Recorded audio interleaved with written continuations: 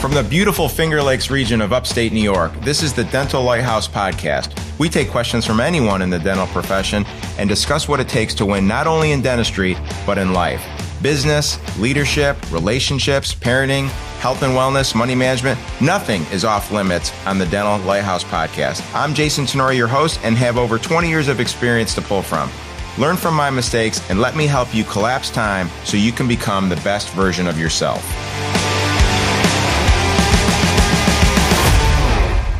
Yo, Dr. Jason here, Dental Lighthouse Podcast, and I want to share a recording with you today, in today's episode, of a presentation I did for Dr. Paul Goodman, otherwise known as Dr.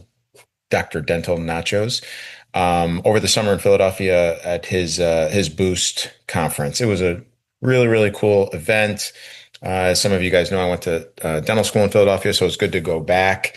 And in this presentation, which is about 45 minutes, I was kind of asked to condense my 16 hours of servant leadership training into 45 minutes. So it was a little bit of a challenge, but I think this could benefit you in two ways. One, if you've been through my course, or if you're a coaching client, either one-on-one or in our group coaching platform, this is going to be great review.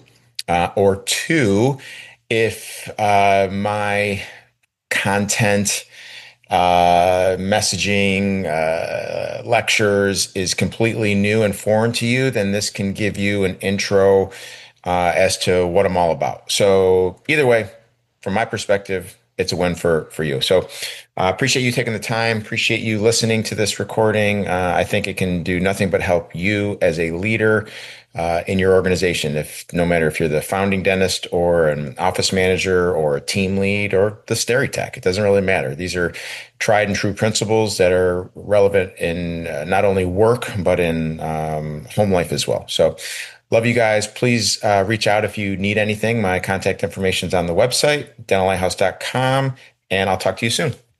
Right. I'm going to apologize in advance here. I will not be able to get through all these slides in 43 minutes, but I didn't want to remove them because I know you guys will have access to the presentation, and you'll be able to kind of learn on your own as you go. I was asked to basically take my 2-day servant leadership course and narrow it down into 45 minutes. So here goes. Let's see. This is the relevant financial relationship slide, which I have no relevant financial relationships. So why do I feel this is important? We could talk about really fun things like all-on X's and 20-unit veneer cases and all that stuff, and that's important, don't get me wrong. But it's been my experience that the most important thing is relationships. The most important thing is leadership. And if you have a small practice of 6 or 7 people and you are the leader, then some of these principles I'm going to talk to you about today, in my opinion, are extremely important. If you're in the process of scaling, then it becomes exponentially more difficult because it's not you as a leader, it's how you're growing leadership. And if you can figure out the code to grow other leaders, you will be tremendously successful in whatever you do. So I'd just like to give you the cliff notes on what I've learned through trial and error on how to become the best version of yourself, how to become a great leader, and then more importantly, how to teach other people to become great leaders. So what am I hoping to accomplish today? To simplify, systematize, and operationalize leadership. There's so many leadership books out there, and they're riddled in ambiguity. You could read a leadership book, put it down, and be like, what did I really get any takeaway from that, right? It's so subjective. And as an engineer by training, I'm not a subjective person. I'm a very black and white binary person. So when I developed leadership curriculum, I wanted it to be very black and white, very binary. And that's what I hope to share with you guys today. A little bit about me. I'm from upstate New York. This is my beautiful wife, Kara. I have 5 kids. I'm a workout junkie. I have a podcast called The Dental Lighthouse. I do some coaching, and I'm just trying to get better every day. So 75, this is all cited in literature. I'm more than happy to share these resources with you. 75% of people who leave their position don't leave the organization they work for. They leave the person that they report to. They leave their boss. And if you have a small practice and someone comes to you and says that they're leaving, it's a failure on your part to grow them, to lead them. Not to suggest that you did something wrong, but just to suggest that maybe you didn't know what you were supposed to do in an effort to give this person what they need. I'm a huge fan of Stoicism. This is a quote of Epictetus. It is impossible for a man to learn what he thinks he already knows. And I just wanted to share that because you may be listening to what I'm saying and basically think to yourself, Jason's full of shit. That won't work for me. He doesn't know my team. He doesn't know my situation. And I respect your opinion. I would just ask for the next 40 minutes or so, you keep an open mind to some of the things that I have to share with you. Again, this isn't super sexy. It's not bacterial salivary testing. It's not all on X. It's not super cool stuff that we all geek out about. But I will suggest that it's the number one thing holding you back from the operation that you may want to have. So here's the agenda today. We're going to talk about what is servant leadership. We're going to talk about character development. And then we're going to talk about the 2 core principles of agape love. There's 8 principles in general. We're not going to have time to cover all 8, so I'm going to focus on 2, the 2 being kindness and honesty. And within honesty is practice accountability. We're going to talk about that. I'm going to give you guys some things that you can do Monday morning to become the best leader that you possibly can be. And then I want you to just ask yourself, what is your current system? Your current system for leadership, for parenting, for health, for whatever it is perfectly designed to give you the results that you're getting. So all I'm suggesting to you is you have a leadership system now. If it's working perfectly for you, great. You can leave. But if it's not as optimal as you think it could be, just hear me out. So why do we need servant leadership? Servant leadership is intended to grow people, to help people become the best version of themselves, to give them what they need, not what they want. Summer touched upon that, and I will touch upon that as well. And selfishly, we need servant leadership so we can reach our vision, our mission, and our purpose. Again, research is clear. People don't leave organizations, they leave their boss. Someone comes to you and says, I'm leaving because the guy down the street is paying me $1 more an hour. They're not leaving because they're getting paid $1 more an hour. They're leaving because they have basic human needs that you're not meeting. And we'll talk about that today. This is my definition of servant leadership. Servant leadership is the skill of influencing others towards winning via high character. And we'll break down these 4 words. This is the servant leadership model. And again, this will be in your presentation. It all starts on the bottom. It starts with will. As human beings, we have a choice. We can choose to do one thing or we can choose to do another.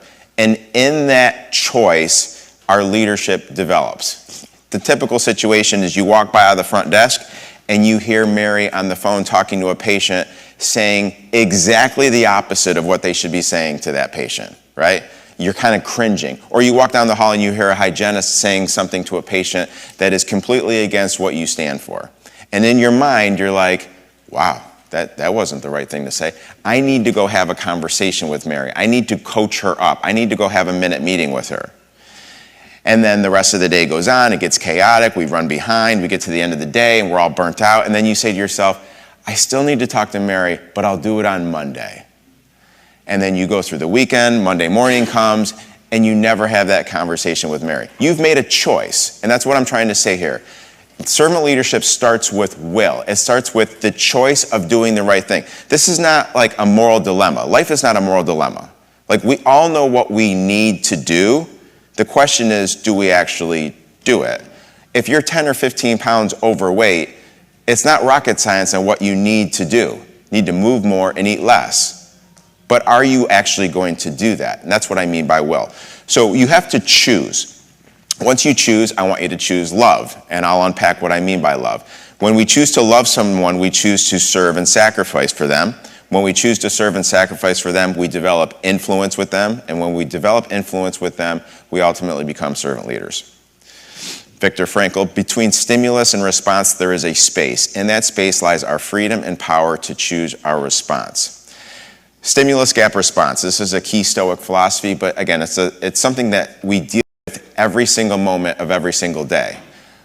Constantly throughout life, we're hit with stimuluses. Now, we can't control what stimuluses we are hit with. When we walk past the front desk and Mary's on the phone with a patient saying all the wrong things, we couldn't control that. That was the stimulus. But after we get hit with this stimulus, we sit in the gap. And we have to figure out in this gap, how are we going to respond? One response is to brush it under the rug and just hope it gets better.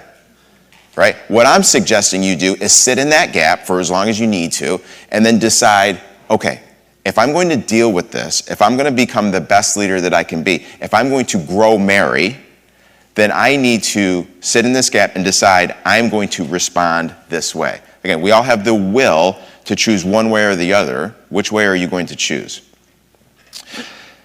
So why doesn't everyone become a servant leader? You know, the principles are basic. We'll talk about that. The principles are common sense. They're self-evident. The answer to that question is it's really hard. It's really hard to become the best servant leader that you can. It's an awesome responsibility. It's based on character development, and we're going to talk plenty about that. And it's about making tough choices when you really don't want to.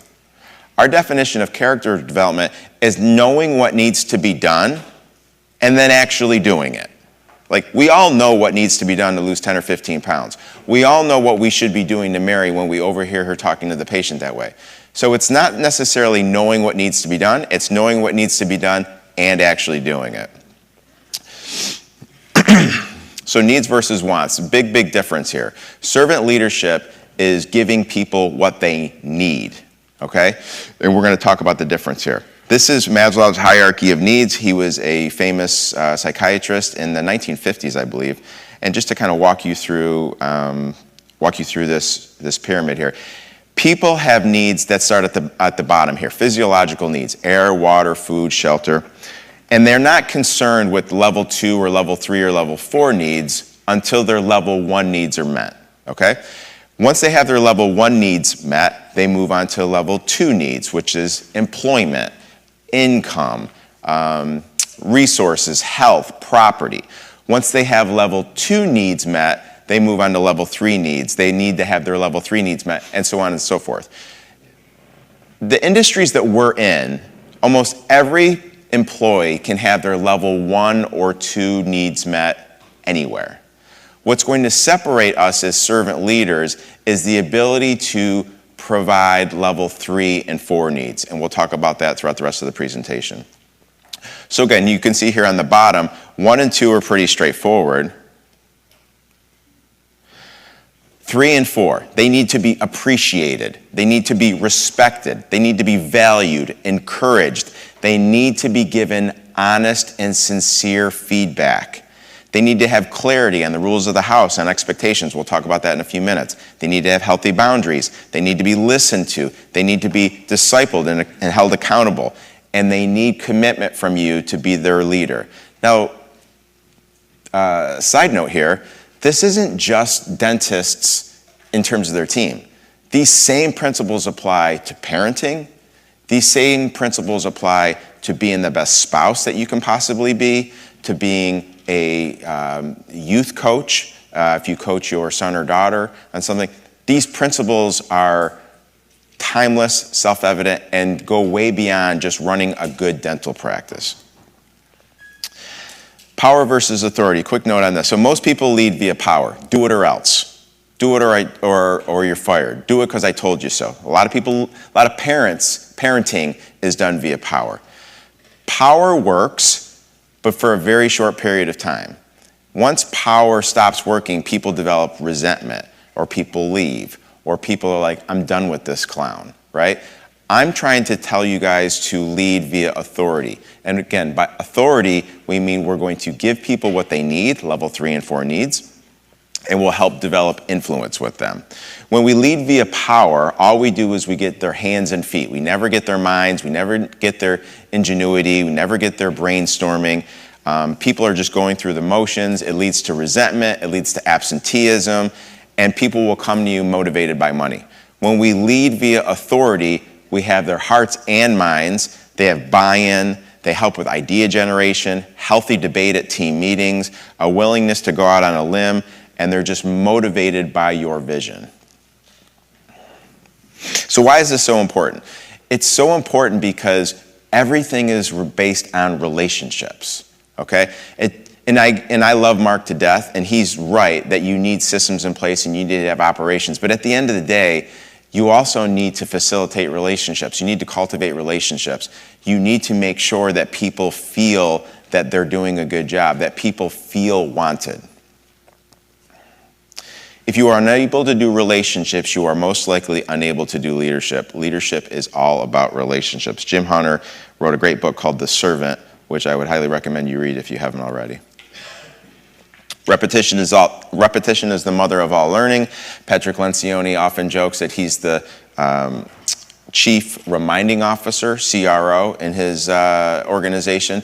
So people need to hear things. The research says 7 to 10 times. In my organization, it's closer to 50. So I don't know if I have a hiring issue, but that's all I do all day now, is I just repeat myself. And I don't mean to say it like in a derogatory way. Like, that's truly what they need. They need to have the core values, the mission, the purpose, the vision, all of these things that we're going to talk about repeated multiple times.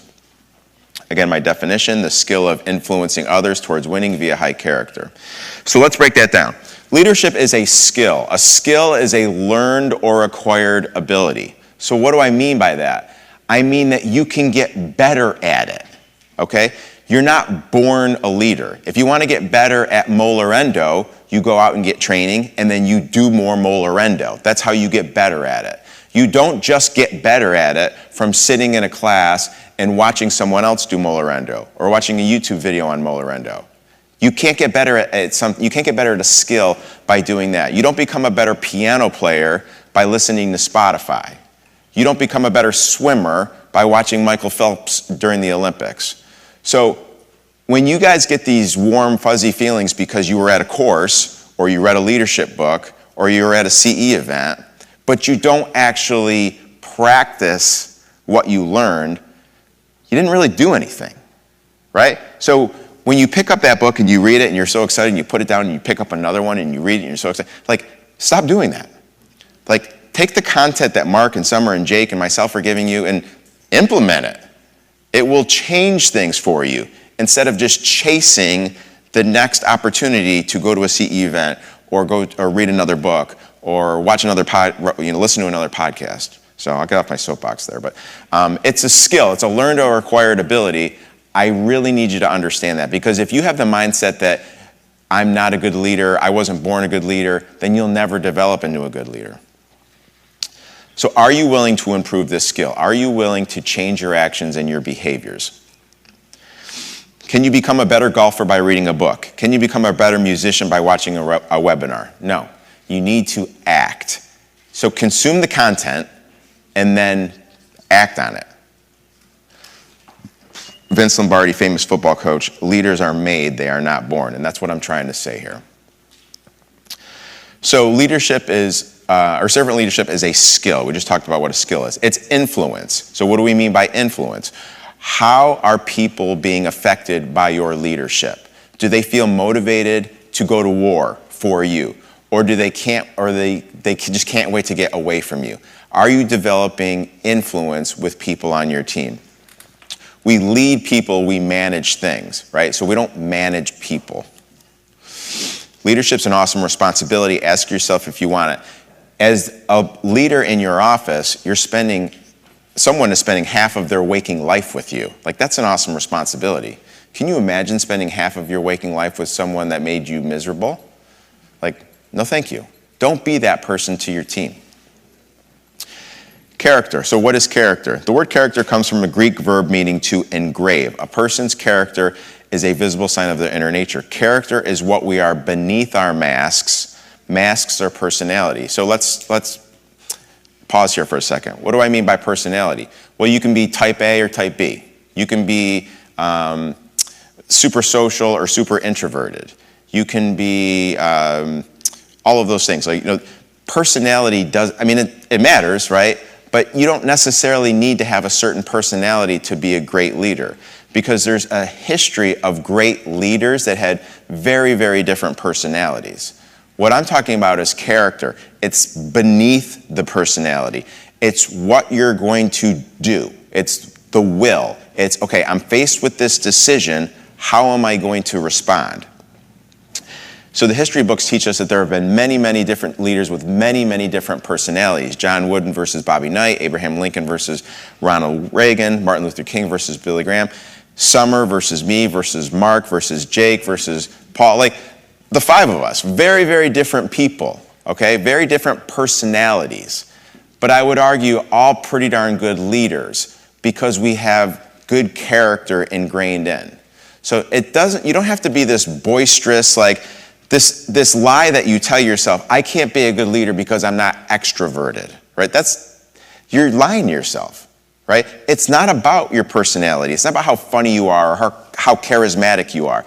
It's what decision are you going to make when you're in that gap? Remember, you got hit with a stimulus, overhearing Mary on the phone. You can't control that. Now you're sitting in this gap. How am I going to respond? That's where your leadership is developed, in this gap. And then you ultimately, hopefully, respond the right way. The difficulty with developing character is not knowing what is right, but doing what is right. Often it's obvious what should be done. The question is, do we have the character to do that, even when it will cost us?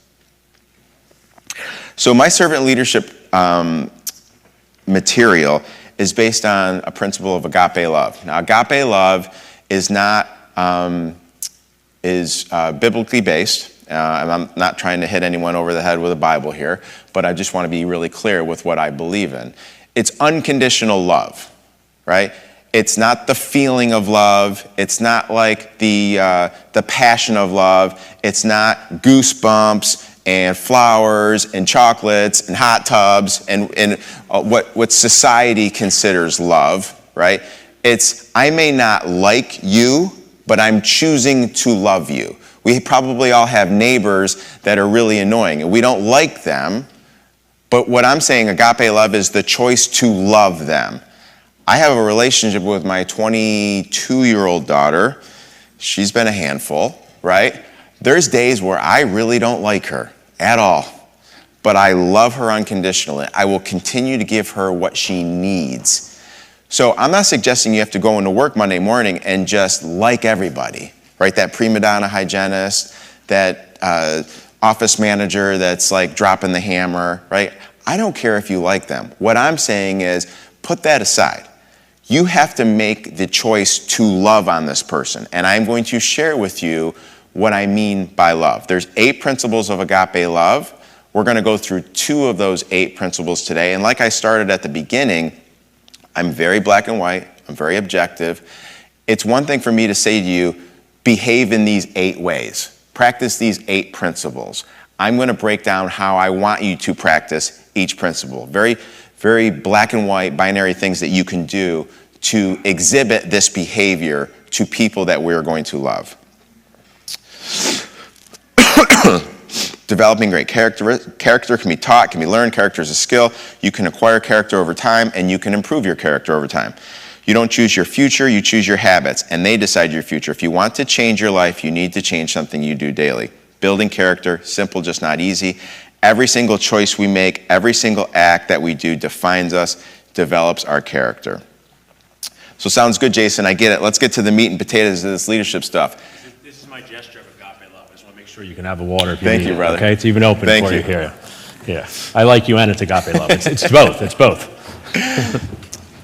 So this is the meat and potatoes of it, right? So a lot of times when I'm teaching this stuff, people would be like, okay, I think I get it, like, but let's get to the meat and potato. I'm like, if you walk away with only one thing after our time together, it's coming to the realization that you're going to get hit with stimuli, and now you have to make a choice. What choice are you making? Again, not necessarily in just at work, but in your parenting, in your relationship with your spouse, right? So my spouse will say something to me, and I love her unconditionally. There's days that I don't like her, but I love her unconditionally.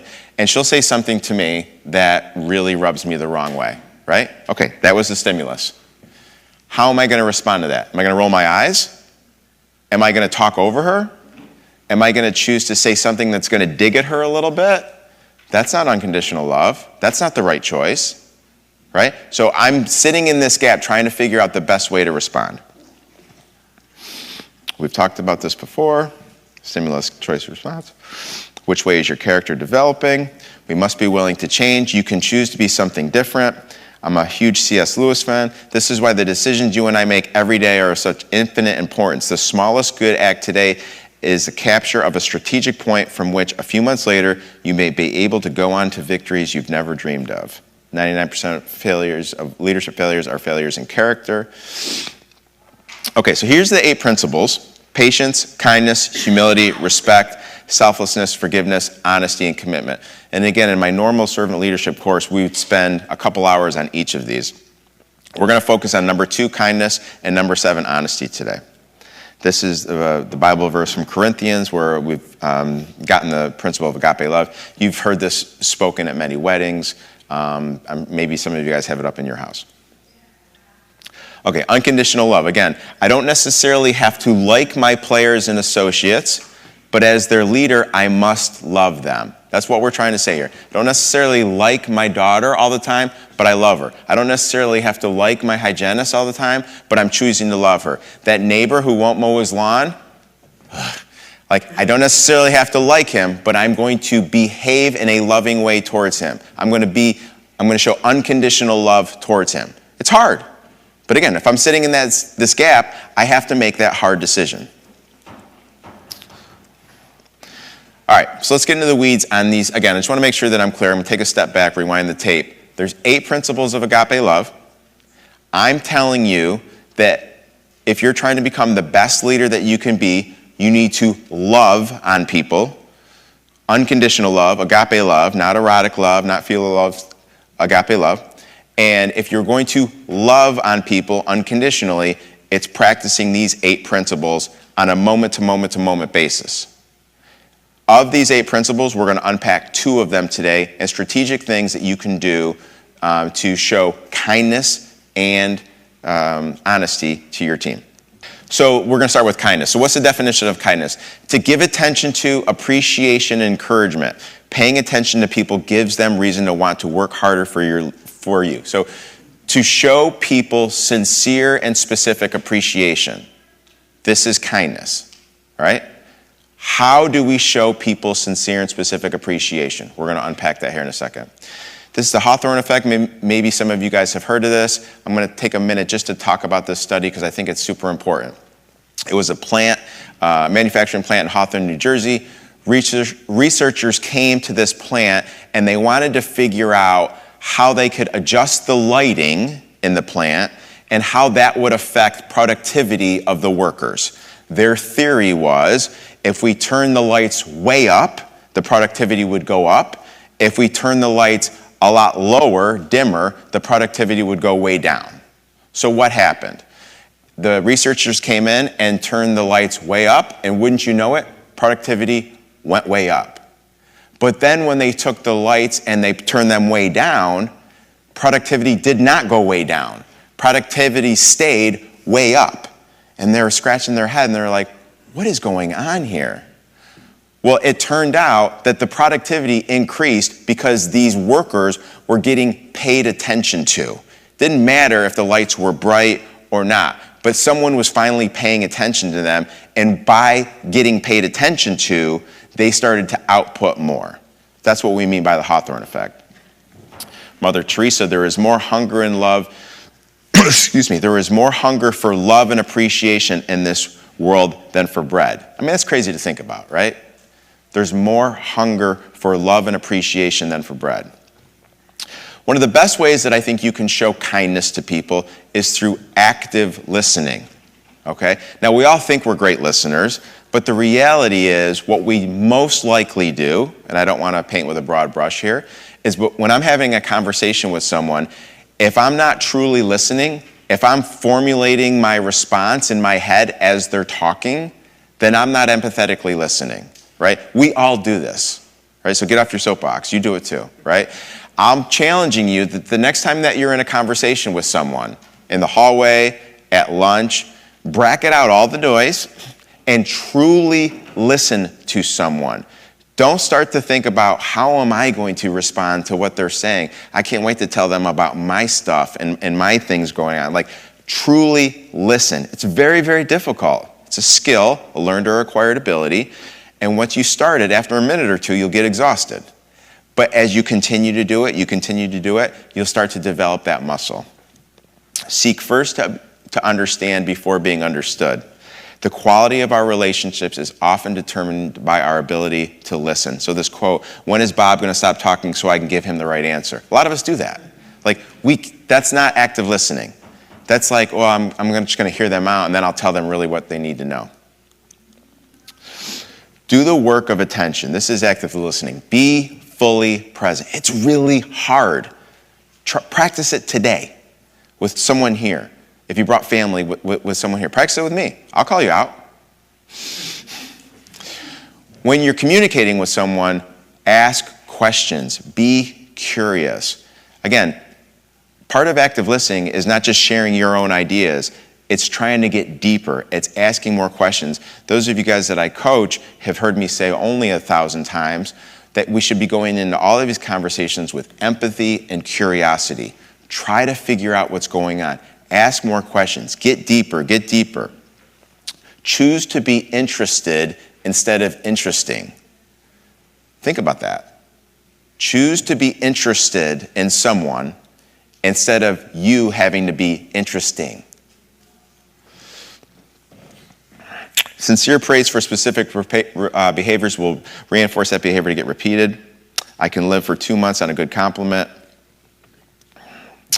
Summer referenced this a little bit. So again, to show sincere and specific appreciation, we have these my favorite things lists. I would highly recommend you do this. This is a great, easy way to show kindness to employees. You can have them fill this out. What we do, because we have a fairly large organization, is we have them fill it out. We put it in a Google spreadsheet.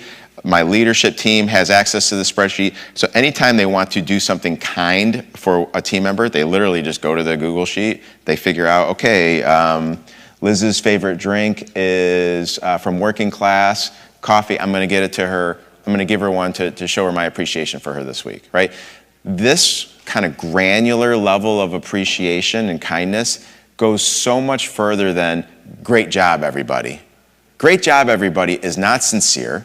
Great job, everybody is not specific. Like when you walk down the hallway on Thursday night and you're ready, Thursday evening and you're ready to leave for the weekend and you just say, great job, everybody. I can guarantee you there's team members that are like, well, Sally didn't do a great job today. Like she screwed up 6 times. Why is Doc saying great job, everybody? This is a great book. I won't have time to really unpack this, but this is a great book. And then there's a link right here, how we can show sincere and specific appreciation. I wrote a 10-page summary of this book if you're not apt to read it. It's based on Gary Chapman's 5 Love Languages, which is another great book I would highly recommend you read if you're interested in enhancing your relationship with your significant other. Again, I'm not going to pass over this, but it's really, really important to understand people's appreciation language. I will share a quick story. As you guys know, or maybe you don't know, there's 5 love languages or 5 appreciation languages. The number one is words of affirmation. 47% of people have that as their number one love language, words of affirmation. So I think sometimes we as dentists just by default just assume everyone has words of affirmation as their love language or their language of appreciation. So when you're saying things like great job, either verbally, publicly or privately, you're hoping that covers everything. Well, funny story, one of my best dental assistant, I used to travel around my group and do some specialty services. She was a phenomenal assistant. She was the reason that I look good. I would constantly give her words of affirmation. I would give it to her in public. I would give it to her in private. I would give it to her verbally. I would give it to her written, right? And she was like, oh, thanks, Jason, thanks, Jason, thanks, Jason. And then I finally got to the point where I had everyone in my organization take this assessment so I could learn their appreciation language. And hers came back as physical gifts, or as gifts. And this assessment also gave you the one that they detested, the one that they hated the most, right? And it was, for her, it was words of affirmation.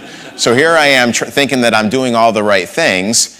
And when I read this assessment report back from her, I'm like, wow, I was really screwing up. So I went and I asked her about it. And she's like, it just made me feel so dirty when you were like praising me for doing my job. Like it just never felt right, which is so weird, right? Because we're like, I'm trying to be nice, I'm trying to do the right thing, but you have to speak the language of the person you're talking to, right? You can't speak the language that feels good for you. So read this book or read Gary Chapman's Love Language book if you're looking to enhance relationships. A couple of other things real quick about kindness. This is a great book from Patrick Lencioni. I'm going to hit on 3 things real quick. How do we show kindness to people? We get to know them, right? So figure out who they are outside of their work life. We make sure that they understand their job is relevant, right? So it's easy for a dentist or a hygienist or even an assistant to have an understanding about how their job is relevant. But what about, I have an insurance department of 8 people, right? They work remotely. Like, making sure they understand how important their job is can be difficult. So you have to figure out ways to go to everyone in your organization and make sure they understand that what they do matters. They may not be patient-facing, but without them in the cycle, the wheels fall off. And then this is a measurement, right? So what Lencioni's saying here is everyone should have a number. This is also a concept from Dave Ramsey that I absolutely love. So everyone in my organization has an objective number so they know if they're winning or not. I was just having this conversation with Liam last week. It's one thing to say, okay, you're responsible for AR, right? That's too ambiguous. That's too subjective. Make sure that whoever's in charge of AR has crystal clear guidelines on what winning is in regards to AR. So it could be, okay, if your AR is X amount of dollars for 30 days, 60 days, 90 days, like if it's below this amount, you're winning, right?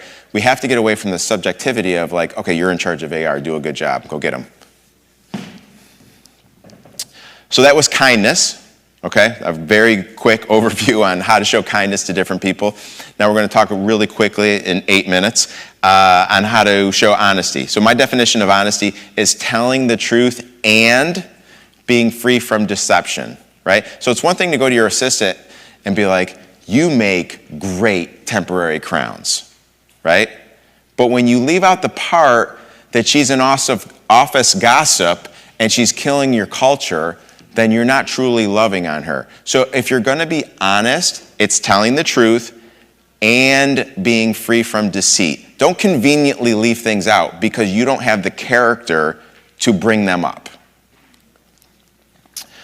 What do teams want most from their leaders? Honesty. This has been proven over and over and over in the research. People want to know if they're doing a good job. They want their leader to be honest with them. So one of the ways that I try to coach on being honesty is make sure that you as business owners or as leaders have the rules of the house dialed in. My rules of the house are the core values. They need to be listed and well-defined. My team needs to know exactly what my purpose, vision, and mission is. And then most importantly, they need to know the roles and responsibilities of the seat that they're in. And I would argue that there's probably some ambiguity with these rules in your offices. So ask yourself, have I been crystal clear with my team on the core values, not only listing them, but defining them, the purpose, vision, and mission, and then the roles and responsibilities of the seat that this person's in?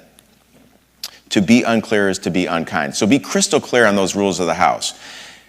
I love the analogy of you can't hand out speeding tickets if the speed limit's not posted. So along the same lines, if your rules of the house are not well defined, it's unfair to you to go yell at somebody or have a growth meeting with someone when they had no idea what rules that they were playing by. So you really need to have clarity with what your rules of the house are. Once you have clarity with those foundational principles, it's your job as leaders to give consistent feedback. So by feedback, I mean, if here's the expectation, here's the rules of the house, and here's where they currently are, there's a gap.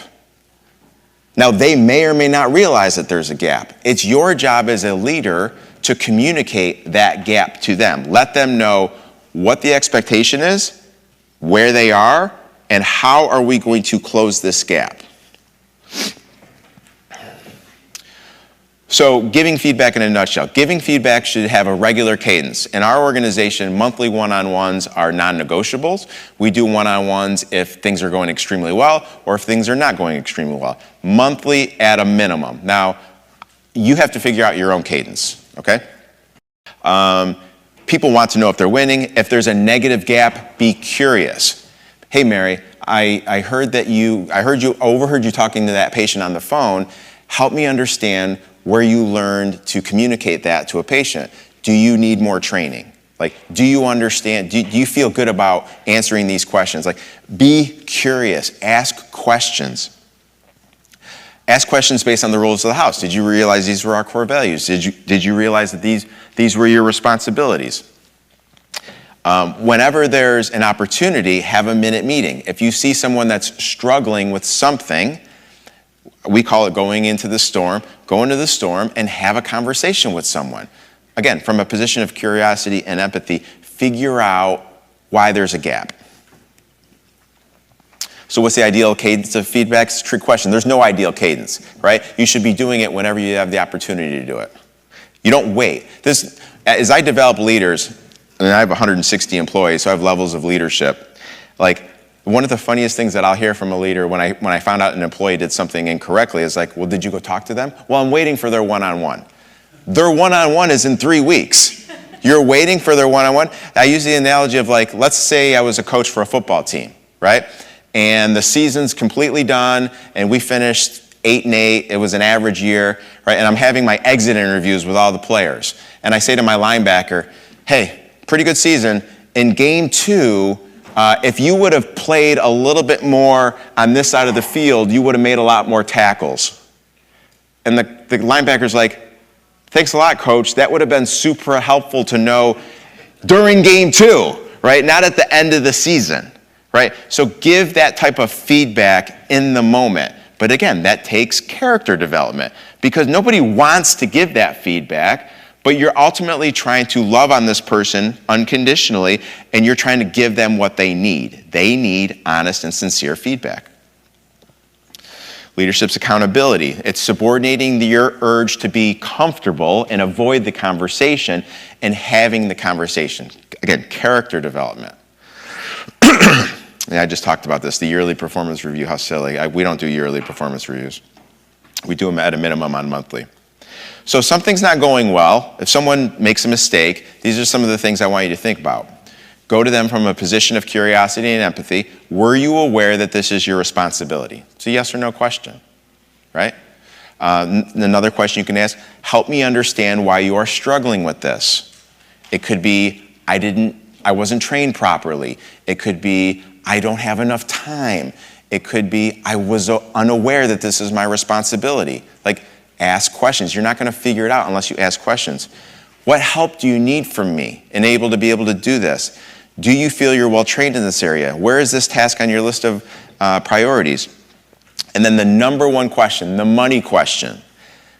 Do you understand how this affects either the patient experience, other team members, or the business, right? So I like to say, do you understand what the consequences of this behavior are? I mean, the consequences, I don't mean you're going to get fired, you're going to be ineligible for bonus, or stupid things like that. I mean that, when you don't set up the room properly, and you have to get up during this molar endo 4 or 5 times to go to sterilization to get things that we need, the consequence of that is it now takes 2 hours to do molar endo instead of 90 minutes. We look incompetent in front of the patient, right? And we could be more efficient. Like, those are consequences that you need to explain to people when they're not meeting the expectation. Like the consequence of, because I said so, that doesn't resonate.